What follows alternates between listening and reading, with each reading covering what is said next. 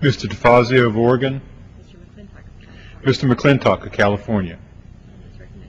The gentleman is recognized for 5 minutes. Thank you, Mr. Speaker. I rise to take strong exception to the speech by the President of Mexico here in this chamber today. The Mexican government has made it very clear for many years that it holds American sovereignty in contempt, and President Calderon's behavior as a guest of the Congress today confirms and underscores this attitude. It is highly inappropriate for the President of Mexico to lecture Americans on American immigration law, just as it would be for Americans to lecture Mexico on its own laws.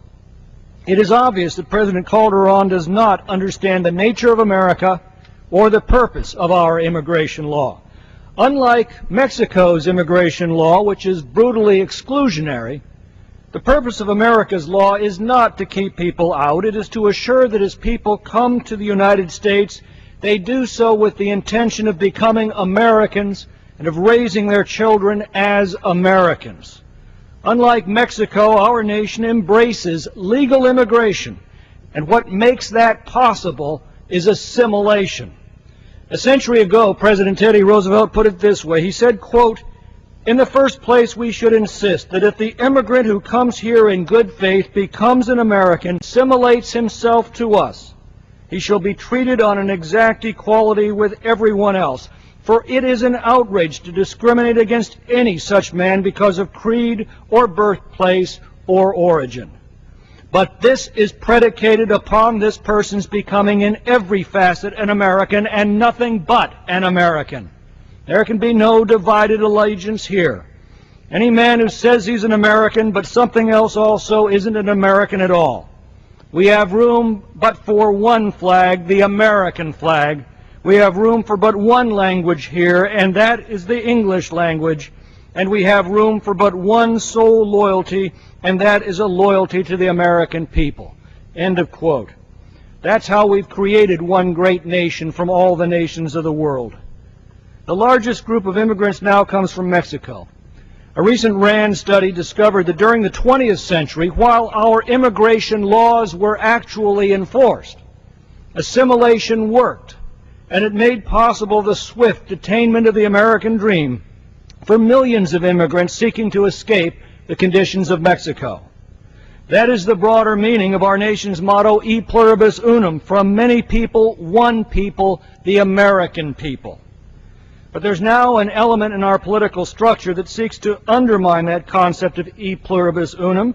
It seeks to hyphenate Americans, to develop linguistic divisions, to assign rights and preferences based on race and ethnicity, and to elevate devotion to foreign ideologies and traditions, while at the same time denigrating American culture, American values, and American founding principles.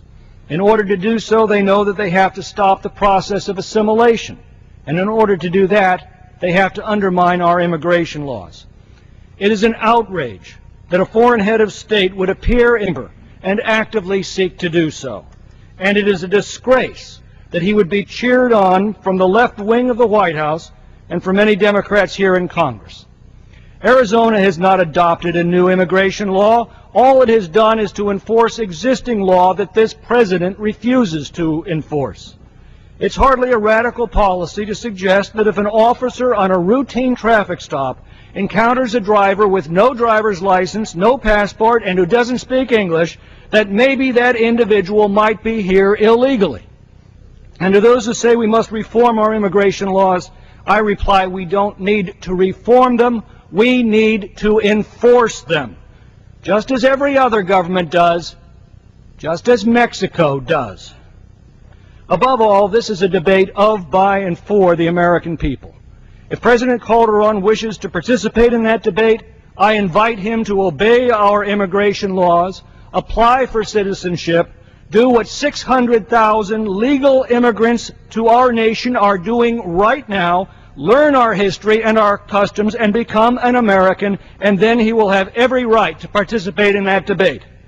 Until then, I would politely invite him to have the courtesy, while a guest of this Congress, to abide by the fundamental rules of diplomacy between civilized nations, not to meddle in each other's domestic debates. I yield back.